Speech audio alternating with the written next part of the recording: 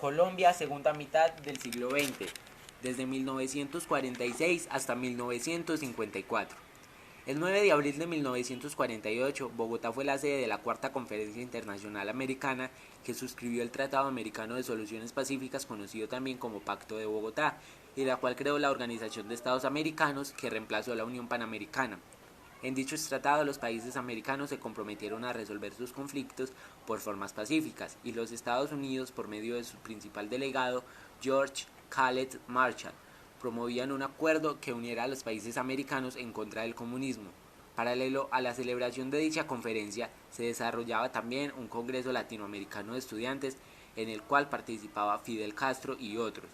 Castro era entonces un joven estudiante de La Habana y había pedido una cita con el líder popular más importante de Colombia en ese momento, Jorge Eliezer Gaitán, candidato a la presidencia. La cita fue propuesta para la tarde del 9 de abril de 1948. Gaitán había ganado por mayoría las elecciones al Congreso el 16 de marzo de 1947 y fue proclamado jefe único del Partido Liberal el 24 de octubre. El presidente de la República era el conservador Mariano Ospina Pérez, cuando el 9 de abril de 1948, Juan Roa Sierra, se dice, disparó contra el candidato presidencial Jorge Eliezer Gaitán. El asesino fue linchado por la multitud enfurecida, llevándose así el principal testimonio de la planeación del magnicidio, y los rápidos eventos del caos dieron lugar a lo que se conoce en la historia como el Bogotazo. Otra reacción inmediata de la multitud que clamaba venganza fue la de tomarse la casa de Nariño y linchar al presidente, lo que evitó el ejército, que tomó bien pronto las riendas de la situación en torno a la casa de gobierno y disparó contra la multitud. El presidente Mariano Ospina Pérez convocó a un gobierno de unidad nacional que no prosperó debido a la férrea oposición de los liberales, que entonces intentaron adelantar un juicio político en el Congreso en 1949, a lo que el presidente respondió con la clausura del mismo y medidas dictatoriales. Este fue sucedido ese mismo año por también el conservador Laureano Gómez, el cual agravó aún más las medidas de autoritarismo para abrir las puertas al golpe de Estado. Las suposiciones sobre los autores intelectuales del asesinato de Gaitán no han sido esclarecidos en la actualidad. Para muchos, los responsables de su muerte fueron los oligarcas y los conservadores con la complicidad de la CIA. Para otros, se trató de un plan de los comunistas liderado por la Unión Soviética. No se han encontrado pruebas contundentes que afirmen o nieguen semejantes acusaciones, y su muerte sigue envuelta en el misterio. El Frente Nacional. Tras la muerte de Gaitán, el país se vio envuelto en una espiral de violencia que enfrentó de nuevo a muerte a los dos partidos tradicionales. Dicha guerra no declarada fue conocida como la violencia. Laureano Gómez había reemplazado el Congreso por una asamblea constitucional y ejercía el poder de manera dictatorial. Sin embargo, su salud declinó mientras Mariano Ospina Pérez empezó a hacerle una gran oposición que condujo en gran medida al golpe de Estado. El 13 de junio de 1953, el general del ejército Gustavo Rojas Pinilla hizo golpe de Estado al presidente Laureano Gómez en un evento sin derramamiento de sangre, siguiendo la intención literal del dictador de pacificar al país. La asamblea que reemplazaba el Congreso avala el golpe y cede el título presidencial a Rojas. En los 3 meses siguientes a la toma del poder, los liberales firman un armisticio.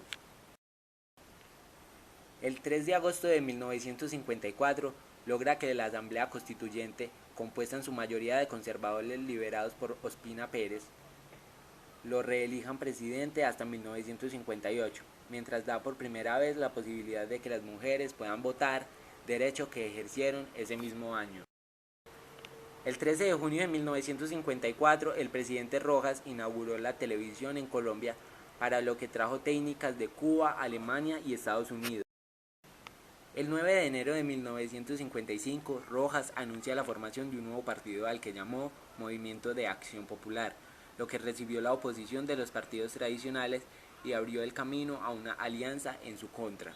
Los conservadores, liderados por Laureano Gómez y después por Mariano Ospina Pérez, y los liberales, liderados por Alberto Lleras Camargo, iniciaron los diálogos que prepararían el Frente Nacional. El 10 de mayo de 1957, Una gran manifestación en contra de la reelección hizo que Rojas decidiera retirarse y se exilió en España. El régimen electoral se instauró en 1958 formando el Frente Nacional en el que los liberales y conservadores se alternarían el poder y se repartirían por mitad todos los cargos públicos, excluyendo a otros partidos por los siguientes 16 años. De ese pacto, el primer presidente electo para el periodo 1958 hasta 1962 fue Alberto Lleras Camargo, del Partido Liberal, seguido por Guillermo León Valencia, del Partido Conservador, en 1962 hasta 1966. De ahí, Carlos Lleras Restrepo, desde 1966 hasta 1970, del Partido Liberal. Después, Misael Pastrana Borrero, desde 1970 hasta 1974 del Partido Conservador, y finalizando con Alfonso López Michense, desde 1974 hasta 1978 del Partido Liberal. Si bien la violencia bipartidista entre los liberales y conservadores del periodo de 1948 hasta 1958 se configuró con el Frente Nacional, este cerró las puertas a terceras alternativas, principalmente de izquierda. En 1960, el país está afectado por los grupos insurgentes irregulares como las Fuerzas Armadas Revolucionarias de Colombia, FARC, el Ejército de Liberación Nacional, ELN, las varias clases de crimen organizado en Colombia y las Autodefensas Unidas de Colombia, AUC. Debido a la existencia del problema de la guerrilla, el presidente Belisario Betancur en 1982 inició un movimiento de reconstrucción nacional y de integración de las guerrillas al sistema. Tras la muerte de Galán, el candidato más opcionado a la presidencia para el siguiente periodo era César Gaviria Trujillo. Militante de su movimiento político, tomó sus banderas y fue elegido presidente en 1990.